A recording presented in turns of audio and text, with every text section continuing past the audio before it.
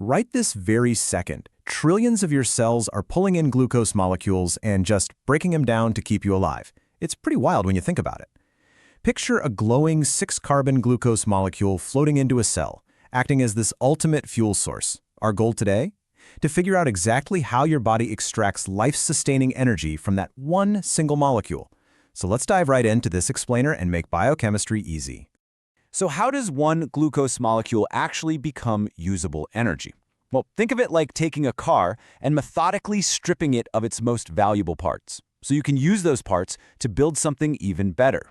That's honestly exactly what we do with glucose. We eat carbs, our digestive system breaks them down into glucose, and then our cells strip that glucose of its high-energy electrons. Why? To eventually produce ATP, which, as you know, is the universal energy currency of the body. But how does that whole dismantling process actually kick off? It starts with glycolysis, and actually, if we just look at the word itself, it literally tells you what's happening. Glyco means sugar, right? And lysis means to split or break down. So put them together, and glycolysis is simply the splitting of sugar.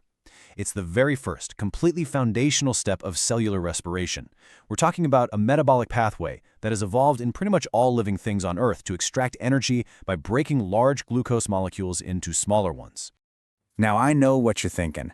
You've probably seen this classic textbook pathway before, and for most biology and med students, it just induces pure panic, right?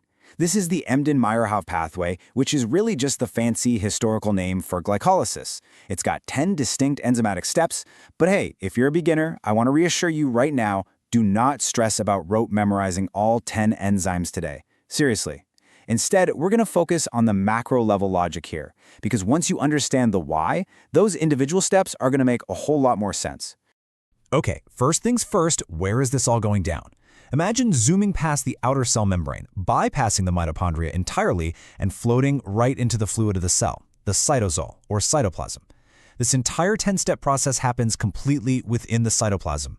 And here is a supercritical fact you need to know. Glycolysis does not directly require oxygen. It's an anaerobic energy source, meaning it's going to run perfectly fine whether oxygen is hanging around in the cell or not. To really make sense of the pathway, we divide it into two main phases. Phase 1 is the energy investment phase. Think of it like opening a brand new business. You got to spend money up front before you can ever hope to make a profit. It's the same thing here. When our 6-carbon glucose molecule enters the cell, it's actually pretty stable. So to destabilize it and prep it to be split, the cell has to spend its own energy currency. It actually pays 2 ATP molecules to phosphorylate the glucose. And eventually, this investment pays off when that 6-carbon molecule physically snaps into 2 separate 3-carbon molecules. And honestly, this brings us to one of the most high-yield concepts you're going to face on any biochemistry exam. During this investment phase, there's this one specific enzyme acting as the ultimate regulatory valve for the whole process. It's called phosphofructokinase 1, or PFK1. This is your rate-limiting enzyme. It literally controls the speed of glycolysis. So if the cell already has plenty of energy, this valve slows things down. But if the cell desperately needs energy, PFK1 opens wide up to let the process run as fast as possible. All right, so once we split our sugar into those 2 3-carbon molecules, we enter phase 2, the energy payoff phase. Now the cell finally starts earning a return on its investment. Those 2 3-carbon molecules undergo oxidation, and while that's happening, a molecule called NAD+ swoops in, steals some high-energy electrons and hydrogen, and turns into NADH.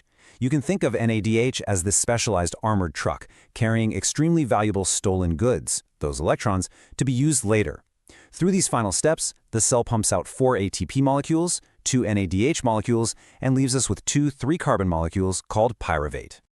So, let's do the final math, because this is absolutely what you must remember. In phase 1, we spent 2 ATP, but in phase 2, we produced 4 ATP.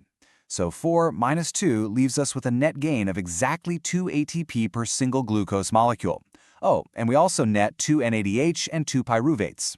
Now sure, a net of 2 ATP isn't a massive amount of energy, but the key here is that it is incredibly fast. Okay, so now we have these 2 newly formed pyruvate molecules just sitting there in the cytoplasm. What happens to them? Like, what's their exit strategy? Well, their next destination entirely depends on cellular market conditions. More specifically, it depends on whether or not there's oxygen available in the surrounding environment. Let's look at the 2 paths they could take. If oxygen is available, meaning we're in an aerobic state, pyruvate gets a VIP ticket straight into the mitochondria. From there, it enters the link reaction, the Krebs cycle, and the electron transport chain to pump out a massive amount of ATP. We're talking up to 32 ATP molecules. But if there is no oxygen available in anaerobic state, pyruvate actually can't enter the mitochondria. It's locked out. So it has to rely on a backup plan right there in the cytoplasm, which is fermentation. So how does that backup plan work in us humans? Well, under anaerobic conditions, an enzyme called lactate dehydrogenase, or LDH, steps up to the plate. It converts our pyruvate into lactate. But wait, why do we even do this? It's actually not just to make lactate. Remember that NAD+ we needed back in phase 2 to keep glycolysis running? The supply of NAD+ in the cell is strictly limited. If it all turns into NADH, glycolysis literally grinds to a complete halt. So, by converting pyruvate to lactate, the cell is cleverly recycling NAD+ back into NAD+. This allows glycolysis to keep running and keep generating that fast, crucial 2-ATP. Let's tie this all back to real-world physiology, because it's fascinating. Why does this specific pathway matter so much? First off, it provides instant ATP. When you start sprinting, your muscles need energy right then and there, way faster than your blood can deliver oxygen. Anaerobic glycolysis gives you that quick energy, which is why lactate builds up. But check this out. Consider your red blood cells. To make the maximum amount of room to carry oxygen around your body, red blood cells actually got rid of their mitochondria entirely. Because they have no mitochondria, they can't perform aerobic respiration at all. That means anaerobic glycolysis is their absolute sole source of ATP. Literally, without it, they would die. All right, let's lock this into your memory with a rapid-fire recap of the most testable facts for your exams. 1. Glycolysis occurs entirely in the cytoplasm. 2. It's an anaerobic pathway, so it does not directly require oxygen. 3. From one glucose molecule, your net energy gain is 2 ATP and 2 NADH. 4. The whole pathway ends with 2 pyruvate molecules. And 5. The most important rate-limiting enzyme, your control valve, is PFK1. If you just remember these key points, you are well on your way to mastering carbohydrate metabolism. Before we wrap up, I want to leave you with a really fascinating thought. Because glycolysis doesn't require oxygen or complex organelles like mitochondria, researchers actually believe it could be one of the oldest autotrophic metabolic pathways on Earth. We're talking dating back to the very first free-living organisms that needed to extract energy from a primordial world. It's basically this universal biological heritage sitting right inside your cells. Pretty incredible, right? Anyway, that is glycolysis, simplified.